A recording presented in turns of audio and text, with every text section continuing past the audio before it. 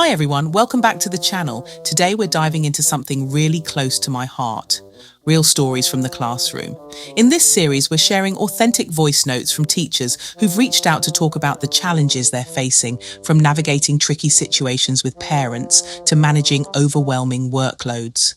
These are the voices of educators just like you, and together we'll explore strategies, solutions, and a whole lot of empathy to support each other on this wild teaching journey. So grab a cuppa, settle in, and let's get into it. I'm feeling quite overwhelmed at the moment, and I just really need to talk this out with someone who understands. As you know, I've been teaching English in our school for almost 6 years now and always had a strong relationship with my colleagues and students. Recently, though, things have taken a difficult turn due to my line manager. I'll call her for this voice note Claire, who's head of department. Now, Claire has always been a bit extra and pedantic, which is fine. I appreciate her high standards, but lately it's become personal and overly critical. It feels like nothing I do meets her approval, whether it's lesson plans, assessment, or classroom displays that colleagues often compliment me on. Now, the scrutiny has intensified to the point where she started to randomly come into my class during lessons unannounced just to publicly question me about a minor admin task or a form she claims I've overlooked. Now, these interruptions are embarrassing and damaging to my authority. In front of my students, I noticed that their behaviour as well, it's got worse. They're openly challenging me and becoming more disruptive because I witnessed Claire undermining my authority. Now, just last week, Claire stormed into my Year 9 lesson, raised her voice in front of the entire class and accused me of failing to complete some tracking document, which, by the way, was already submitted.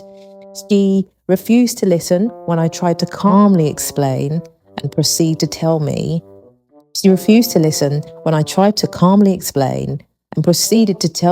loudly in front of the class if I didn't improve, that I'll be put on our formal support plan. It was humiliating. And afterwards, several students asked if I was in trouble, clearly having lost confidence in my authority. What makes this even more uncomfortable is that I've overheard from other teachers that Claire and a couple of her close friends from the SLT are making jokes and negative comments about me when they go out. Hearing about this indirectly has made me feel incredibly isolated and vulnerable, and I feel like they're judging me behind my back. I did try to speak to Claire privately, attempting to communicate respectfully how disruptive and demoralising her actions are, but she just brushed me off and suggested I was being overly sensitive and exaggerating. Now I feel stuck. Escalating it formally might cause even more tension and potentially affect my career and progression. But I can't continue to tolerate this constant negativity from her.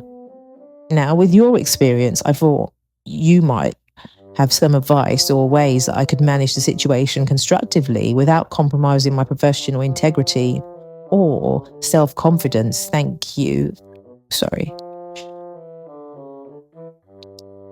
I genuinely appreciate your insights and support.